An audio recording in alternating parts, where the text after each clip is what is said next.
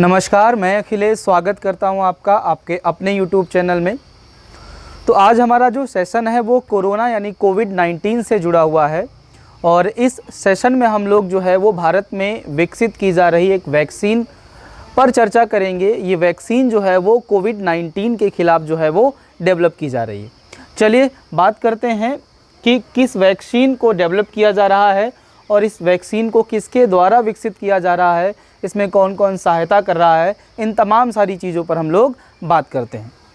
तो जैसा आप यहाँ पर बोर्ड पे देख पा रहे हैं, यहाँ पर लिखा हुआ है कोवैक्सीन वैक्सीन। वैक्सीन का नाम क्या है? कोवैक्सीन वैक्सीन है और ये कोविड-19 के लिए जो है वैक्सीन बनाई जा रही है। अब मुख्य बातों पर अगर हम बात करें तो इसमें देख लीजिएगा कि भारत बायोटेक इंटरनेशनल लिमिटेड, यानी इसको हम शॉर्ट में बोल सकते हैं BBIL, Bharat biotech international limited द्वारा जो है इस वैक्सीन को डेवलप किया जा रहा है। यानी अगर आपसे प्रश्न पूछा जाता है कि हाल में ही भारत के द्वारा जो है कि कोविड-19 के लिए किस जो है वो वैक्सीन का निर्माण किया गया है, तो आपके सामने नाम क्या होगा? कोवैक्सीन। अब इसका निर्माण किसके द्वारा किया जा रहा है, यानी इसका विकास कौन कर रहा है, तो आप क्या बताएंगे? Bharat biotech international limited, BBIL आप इसको बोल सकते हैं। ठीक है, इसके द्वारा इसका विकास किया जा रहा है। अब आगे अगर हम इसमें और देखें तो इसके विकास में भारत बायोटेक इंटरनेशनल लिमिटेड की जो सहायता कर रहे हैं वो कौन कर रहा है? ICMR और आपका NIV, यानी दो इंस्टीट्यूट और हैं जो कि इसके विकास में जो है वो इसकी सहायता कर रहे हैं। वो कौन कौन है? एक आपका है Indian council of medical research और दूसरा है नेशनल इंस्टीट्यूट ऑफ वायरोलॉजी। ठीक है, एक है आपका Indian council of medical research और दूसरा है इंडियन इंस्टीट्यूट ऑफ वायरोलॉजी। ये दोनों जो है वो कोवैक्सीन के विकास में क्या कर रहे हैं? सहायता कर रहे हैं। इतनी बात क्लियर है। यानी एक तरीके से अगर हम देखें तो इसका विकास जो है वो भारत बायोटेक के द्वारा किया जा रहा है, जिसमें इसकी सहायता जो है ICMR और NIV कर रहे हैं।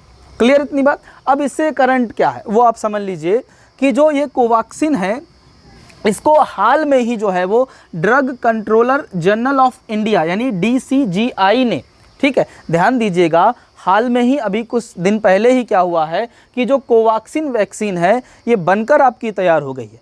अब क्या बचा है? इसका मानव क्लिनिकल ट्रायल बचा हुआ है। मानव क्लिनिकल ट्रायल अगर सफल हो जाता है, कई फेज़ में आपका ये होता है, तो फिर जो है इसको मार्केट में उतार दिया जाएगा। ठीक है, तो एक हमारे यहाँ पर संस्थान होता है जिसको हम क्या बोलते हैं? Drug controller general of India, जिसको DCGI शॉर्ट में हम बोलते हैं। इसने क्या किया है कि इस वैक्सीन के मानव क्लिनिकल ट्रायल के फेज प्रथम और फेज द्वितीय यानी फेज फर्स्ट और फेज द्वितीय को जो है वो मंजूरी दे दी है। यानी जुलाई के मिड तक या 10 जुलाई के आसपास तक जो है क्या शुरू हो जाएगा? ये जो वैक्सीन है इसका मानव क्लिनिकल ट्रायल या परीक्षण जो है वो स्टार्ट हो जाएगा, इसको मंजूरी दे दी गई है। ये अगर सफल होता है ये ट्रायल तो फिर इसको मार्केट में उतार दिया जाएगा और ये हमारे लिए बहुत बड़ी उपलब्धि होगी कि हमने जो है बहुत ही जल्द जो है वो कोविड-19 के लिए क्या कर लिया है? वैक्सीन को डेवलप कर लिया। ठीक है, उम्मीद करता हूँ कि जल्द ही जो है हम इसमें सफलता प्राप्त करेंगे।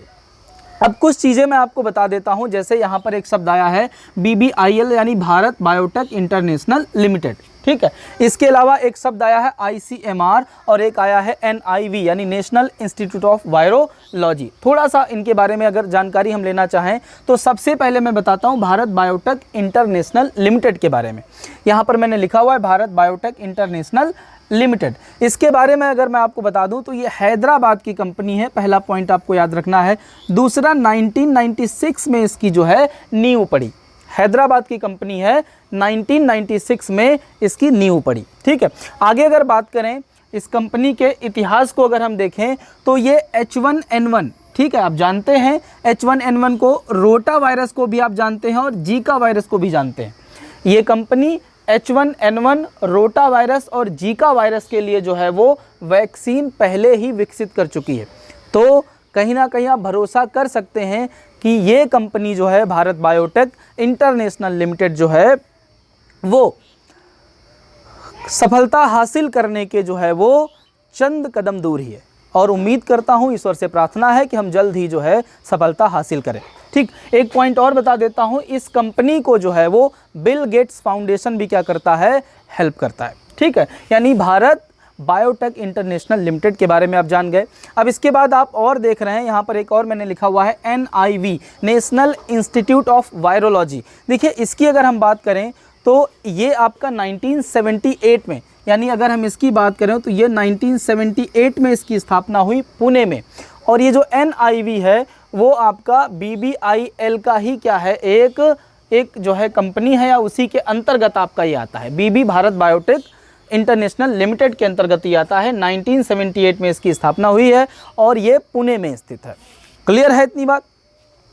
अब अगर हम बात करें किसकी, ICMR की, यानी Indian council of medical research की अगर हम बात करें तो इसके बारे में कुछ पॉइंट आप जान लीजिए कि 1911 में यानी 1911 में क्या हुआ था, इंडियन रिसर्च फंड एसोसिएशन नाम की एक कंपनी की स्थापना हुई।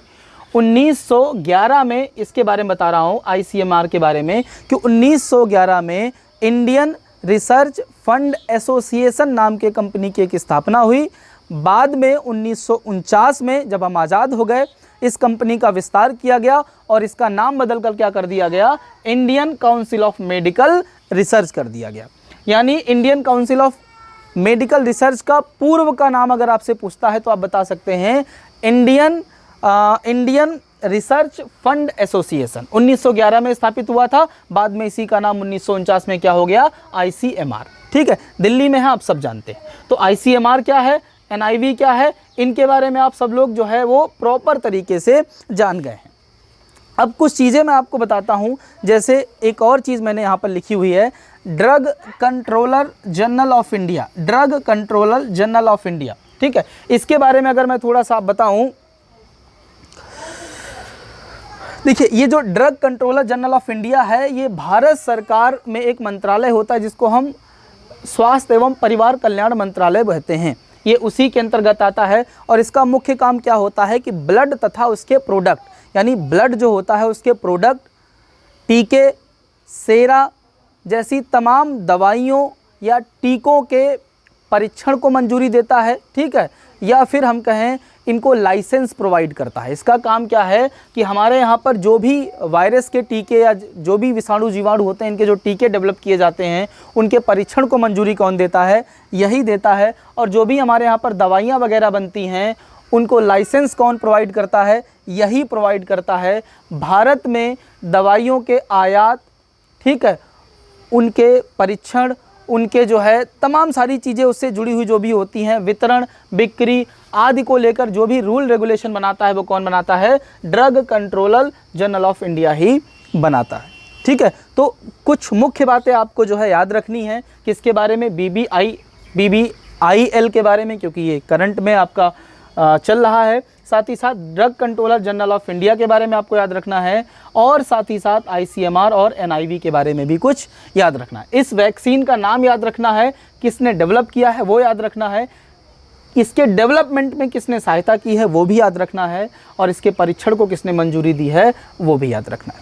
ठीक है, तो उम्मीद करता हूँ छोटा सा वीडियो आपको काफ़ी इन्फॉर्मेटिव लगा होगा। अगर इन्फॉर्मेटिव लगा है तो इस चैनल को सब्सक्राइब कर लें, वीडियो को लाइक और शेयर कर दें, और प्लीज़ जो है वो सब्सक्राइब कर लीजिए, क्योंकि मैं देख रहा हूँ कि बड़े सारे यूट्यूब पे ऐसे चैनल हैं जो कुछ भी नहीं कर रहे हैं, जैसे टिकटॉक वाले अब सब यूट्यूब पर भाग रहे हैं और वो आलतू फालतू के वीडियो डाल रहे हैं। उनके पास 10,000, 50,000, लाखों में सब्सक्राइबर हैं और कुछ भी वहाँ पर नहीं है।